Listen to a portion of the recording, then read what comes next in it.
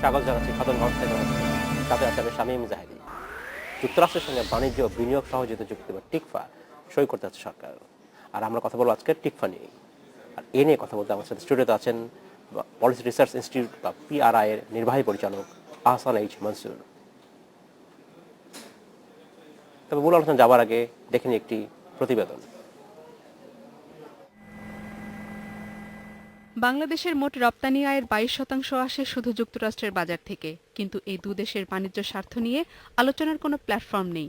ফলে এ ধরনের একটি প্ল্যাটফর্ম গড়ে তুলতে যুক্তরাষ্ট্র ২০০২ সালে প্রথম টিফা চুক্তির প্রস্তাব দেয়। অশুল্ক বাধা, মেধা সম্পদ সংরক্ষণ এবং দুর্নীতির বিষয়ে সমঝোতা না হয় তখন টিফা চুক্তি হয়নি। এরপর ২০০৮ সালে যুক্তরাষ্ট্র নতুন খসড়া পাঠায়। এরপর আবারও দফায় দফায় খসড়া বিনিময় হয়। সবশেষ গত বছর টিফা থেকে সরে এসে দুপক্ষই নতুন টিকফা চুক্তির বিষয়ে একমত হয়। তারপরও নানা বিষয়ে মতৈক্য না হয় চুক্তিটি ঝুলে রেখেছিল বাংলাদেশ। টিকফা নিয়ে সবশেষ খসড়াটি অনুমোদনের জন্য প্রধানমন্ত্রীর কাছে পাঠানোর প্রায় ১ বছর পর তা অনুমোদন দিল মন্ত্রিসভা। চুক্তির বড় দিক হচ্ছে অশুল্ক বাণিজ্য বাধা কমানো। বাণিজ্য ও বিনিয়োগের বিষয়ে জাতিসংঘের সনদ দুদেশই মেনে চলবে। আইএলও সনদ অনুযায়ী দুদেশকে শ্রম অধিকার নিশ্চিত করতে হবে। নিজ দেশের পরিবেশ আইন মেনে চলতে হবে। মেধা সম্পদ সংরক্ষণের বিষয়ে অন্যান্য আন্তর্জাতিক সংগঠনের নিয়ম মানতে হবে। চুক্তি অনুযায়ী বছরে অন্তত একবার ফোরামে আলোচনা হবে। সেখানে বাংলাদেশের প্রতিনিধিত্ব করবে বাণিজ্যমন্ত্রী ও যুক্তরাষ্ট্রের USTR। সবচেয়ে বড় বিষয় হচ্ছে চুক্তি হবার পর এক পক্ষের নোটিশে অন্য পক্ষ প্রতিক্রিয়া না জানালে ১৮০ দিনের মধ্যে চুক্তি বাতিল হয়ে যাবে। প্রিয়াম্বলসের কারণে আমরা কোনোখানে কারো কাছে কোনো দায়বদ্ধতা বা কোনো কাছে আমরা কারো কাছে মানে কোনো ছোট হয়ে যাওয়ার কোনো সম্ভাবনা বা আমাদের ক্ষমতা বা আমাদের সুযোগ সুবিধার কাটেলের কোনো সম্ভাবনা কারো পক্ষেই নেই। জিএসপির সুবিধা বহাল রাখার জন্যই এটা করা হচ্ছে তা আমি বলবো না, তবে জিএসপির সুবিধার যদি কোনো কারণে কোনো অসুবিধা হয় তাহলে এইটা আমাদেরকে পরবর্তীতে জিএসপি সুবিধার বিষয়ে সহায়তা করবে। টিকফা কার্যকর হলেও আন্তর্জাতিক অন্যান্য সুবিধাগুলো বাংলাদেশের জন্য বহাল থাকবে। জিমি আমির, ইন্ডিপেন্ডেন্ট নিউজ, ঢাকা। দেখলাম প্রতিবেদনটি আমরা। এটা আহসান এইচ মনসুর, আপনাকে স্বাগত অনুষ্ঠানে।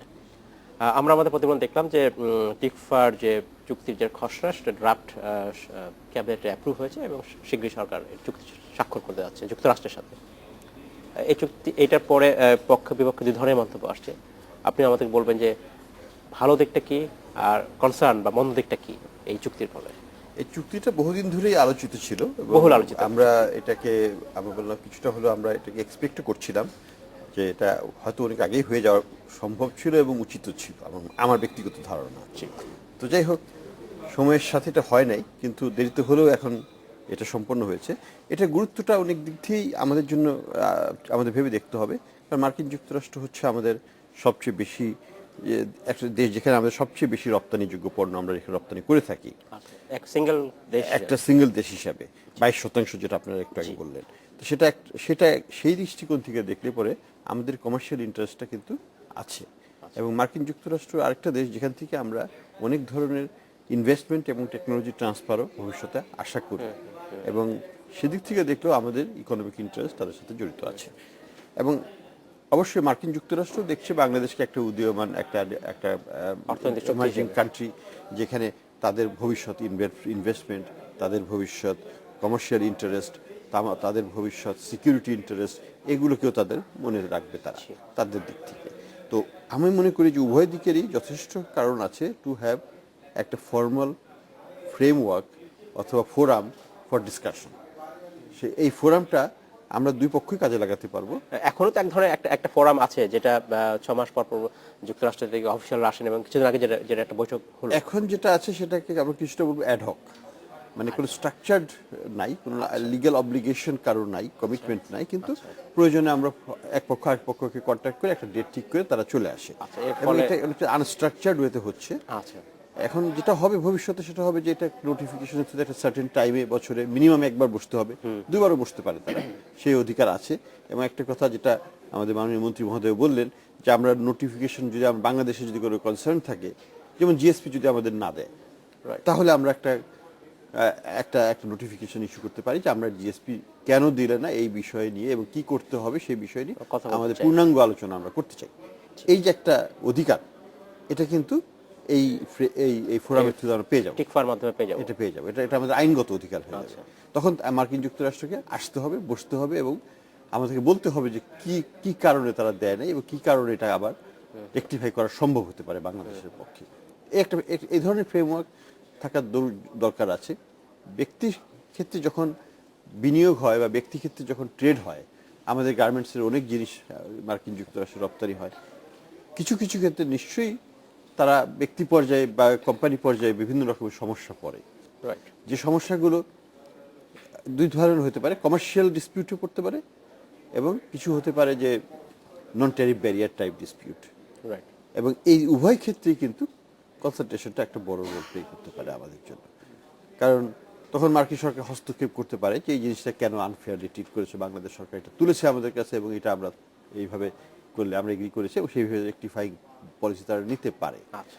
তো সিমিলারলি মার্কিন যুক্তরাষ্ট্র আমাদের উপর ওই ধরনের দাবি আনতে পারে অবশ্যই, কারণ এটা তো যে কোনো চুক্তি তো দ্বিপাক্ষিক এবং একটা বাইল্যাটারাল পার্টির অন্য পার্টিরও অধিকার থাকবে আমাদের উপর কিছু ইস্যু নিয়ে আসে আলোচনার জন্য। ধন্যবাদ জানাব মনসুর। আমরা যেটা কনসার্নের দিকে আসে, উদ্বেগের বিষয় আসে, একটা উদ্বেগ বলা হচ্ছে যে এর ফলে এই টিকফার অন্যতম একটা দিক ছিল যে ইন্টেলেকচুয়াল প্রপার্টি রাইটসের উপরে দুই পক্ষকে আইন মেনে চলতে হবে।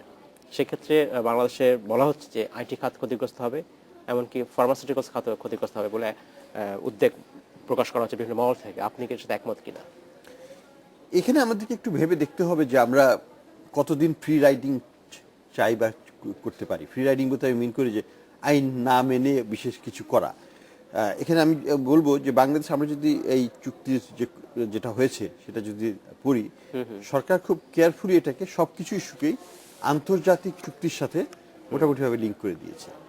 যেমন ইন্টেলেকচুয়াল প্রপার্টি রাইটসেও বলা আছে যে এটা ডব্লিউটিওর যে কনভেনশন অনুযায়ী যেভাবে হবে বাংলাদেশ সেইভাবেই করবে, সেটাই প্রতিপালন করবে। এবং সেটা যদি হয়, বর্তমানে ডব্লিউটিও সেই চুক্তি অনুযায়ী, আইন অনুযায়ী বাংলাদেশ 2021 সাল পর্যন্ত ট্রিপস বা ইন্টেলেকচুয়াল প্রপার্টি রাইটস এর মধ্যে এক্সাম্পশন পাবে, শিথিলতা পাবে। সেটা কি বহাল থাকছে? সেটা অবশ্যই বহাল থাকবে, সেটাকে নিয়ে কোনো দ্বিমত করার কিছু নাই।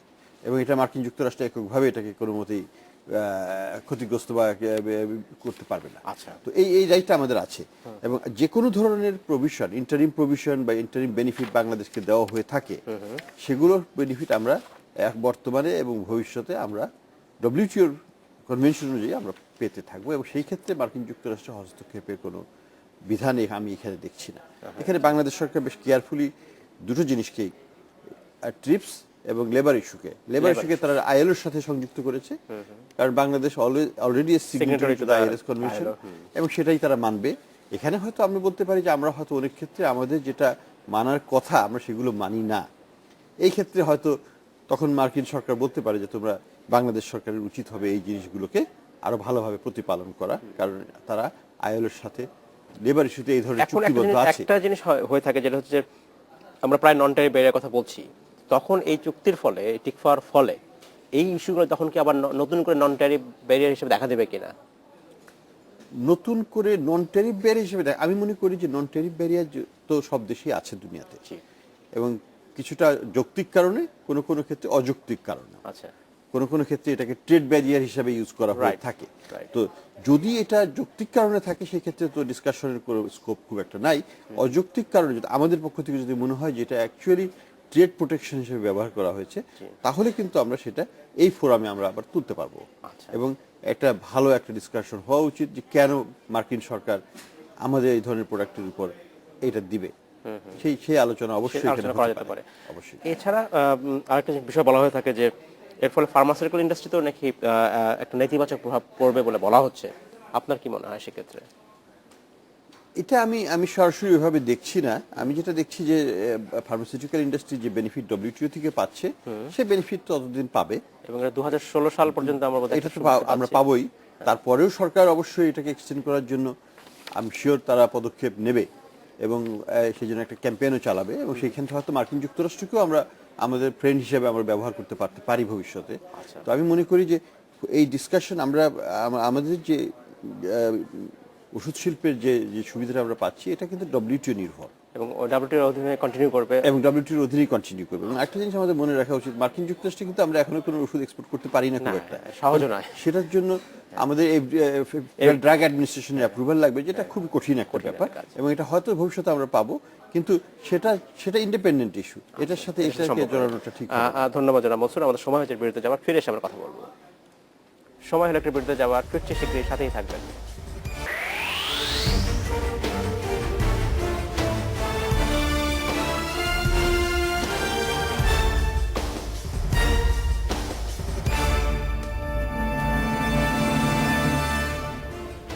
স্বাগত আরেকবার খাদ্য থেকে। আজ আমরা কথা বলছি টিকফা নিয়ে।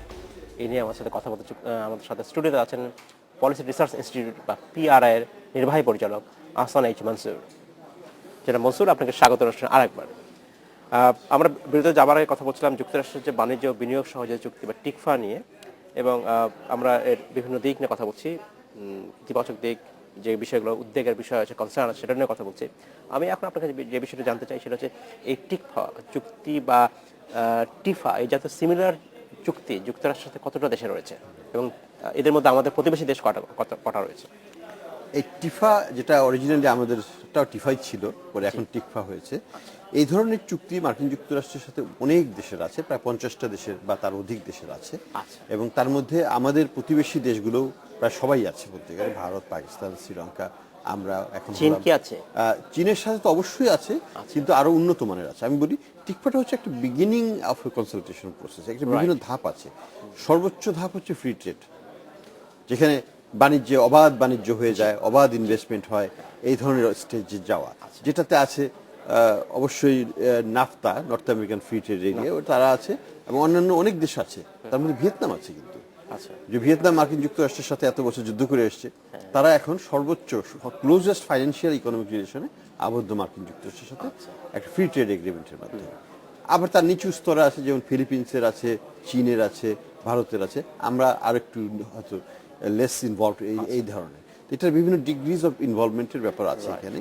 তো টিকফাটাকে সাধারণত ধরা হয় as a minimum starting point for eventual closure, আরো ঘনিষ্ঠ ইকোনমিক সম্পর্কে আগিয়ে নিয়ে যাওয়ার একটা স্টেপ। তো এটা কোথায় শেষ হবে জানি না, এটাই শুরু বা শেষ কিনা সেটাও জানি না, কিন্তু একটা ধাপে আমরা পৌঁছব।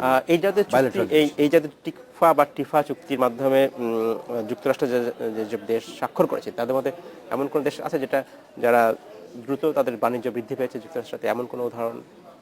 আপনি ভিয়েতনামের কথা বলছেন। আমি ভিয়েতনামের কথাই আবার বলি। ভিয়েতনাম হচ্ছে মার্কিন যুক্তরাষ্ট্রের সবচেয়ে বেশি বায়োলেটারাল রিলেশন, ভিয়েতনামের পয়েন্ট অফ ভিউ থেকে সবচেয়ে বেশি এক্সপোর্ট হয় আমেরিকাতে, এবং তারা এখন অবাধ বাণিজ্য বাজার পাওয়াতে তারা কিন্তু এখন মার্কিন বাজারে কিন্তু তারা বাংলাদেশের চাইতে বেশি রপ্তানি করে, গার্মেন্টসও। এবং ভিয়েতনামের ইনভেস্টমেন্টের একটা বিরাট অংশ আসে মার্কিন যুক্তরাষ্ট্র থেকে, এবং ভিয়েতনামের রেমিটেন্স সবচেয়ে বেশি আসে মার্কিন যুক্তরাষ্ট্র থেকে। তো এই যে একটা ঘনিষ্ঠতর সম্পর্ক, এটা তারা ডেভেলপ করেছে, একদিনও হয়নি।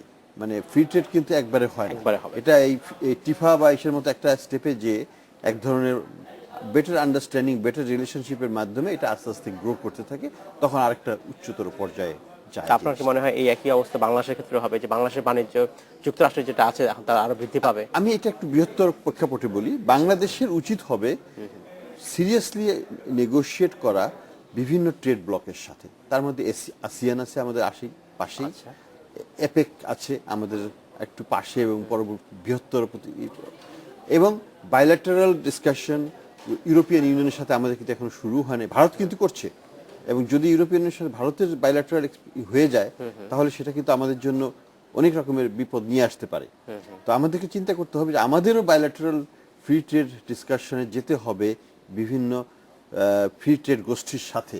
তার মধ্যে ইউরোপিয়ান ইউনিয়ন একটা, অ্যাপেক একটা, নর্থ আমেরিকান নাফটা একটা, আর আসিয়ান একটা, এগুলো হচ্ছে ইম্পর্টেন্ট ব্লকস।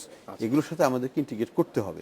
কাজে এটাকে আমরা শুধু আমেরিকার সাথে যে একটা জিনিস তা না, আমি মনে করি যে আমাদের অর্থনৈতিক ডিপ্লোমেসিটাকে আরো ঘনিষ্ঠ করতে হবে অন্যান্য ব্লকের সাথে। আমি আমাদের হাতে সময় বেশি নেই, আমি আরেকটা বিষয় আপনাদের শেয়ার করি। সেটা হচ্ছে এই বলা হচ্ছে যে কনসার্ন, আরেকটা কনসার্ন সেটা হচ্ছে এনভায়রনমেন্টাল ইস্যুটা একটা বড় একটা ইস্যু এই চুক্তির একটা অংশ।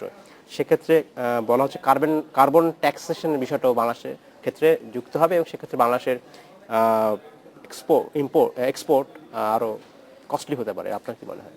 না, এটা আমার কাছে খুব ইমিডিয়েট কোনো ইস্যু বলে মনে হয় না, কারণ বাংলাদেশের এখন যে কার্বন লেভেলের যে আমরা অনেক নিচুতে আছি, আমাদের অনেক স্কোপ আছে এটাকে আরো পলিউট করার, যদি আমরা চাই না যে আমরা আমাদেরকে আরো পলিউট করে তারপরে ওই লেভেলে যাব।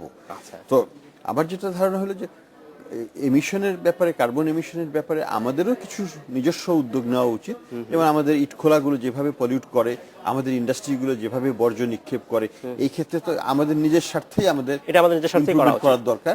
এখানে যে বায়োলেটারাল কিছু টেকনিক্যাল হেল্প আমরা পাই through this forum and other forum, সেটাকে আমরা ওয়েলকাম করব অবশ্যই। তবে এখানে সহযোগিতার প্রয়োজন আছে এবং বাংলাদেশের অনেক কিছু পাওয়ার আছে বলে আমি মনে করি, বিশেষ করে এই আবহাওয়া রিলেটেড যে ধরনের দুর্যোগ আমরা মোকাবেলা করতে যাচ্ছি আগামী ডিকেডগুলোতে, সেগুলোর জন্য কিন্তু আমাদের প্রস্তুত থাকতে হবে এবং এই ধরনের ফোরাম কিন্তু আমরা আমাদের স্বার্থে ব্যবহার করতে পারবো। আরেকটা প্রশ্ন যে আমরা প্রায় বলা হচ্ছে যে এই সরকার এই চুক্তির মাধ্যমে, টিকফার মাধ্যমে জিএসপি সুবিধাটাকে যাতে বাতিল না হয় তা নিষেধা করার জন্য এটা করেছে। আপনার কি মনে হয় এর ফলে কি জিএসপি সুবিধা বহাল থাকবে? এটা ডেফিনেটলি বলা মুশকিল, কিন্তু এটা একটা খুব একটা টাইমলি অ্যাকশন, কারণ সরকার হয়তো এটা ইন এনি কেস করতে যাচ্ছিল, সেটা একটু জিএসপি ডিসিশনটা সপ্তাহখানেক আগে এটাকে এক করে একটা একটা আমি বলবো একটা গুডউইল জেস্চার দেখালো মার্কিন সরকারের প্রতি, যেটা তারা নিশ্চয়ই তাদের ফাইনাল ডিসিশনে এটা আমি আশা করি যে একটা পজিটিভ ইম্প্যাক্ট ফেলবে। জনাব মনসুর, অসংখ্য ধন্যবাদ আপনাকে। আমাদের সময় স্বল্পতা শেষ করতে হচ্ছে আজকে এখানে। ধন্যবাদ। শেষ করতে হচ্ছে আজকের মতো খাতুনগঞ্জ থেকে আমার ছেলে। আমাদের সাথেই থাকবেন, দেখা হবে আবারও।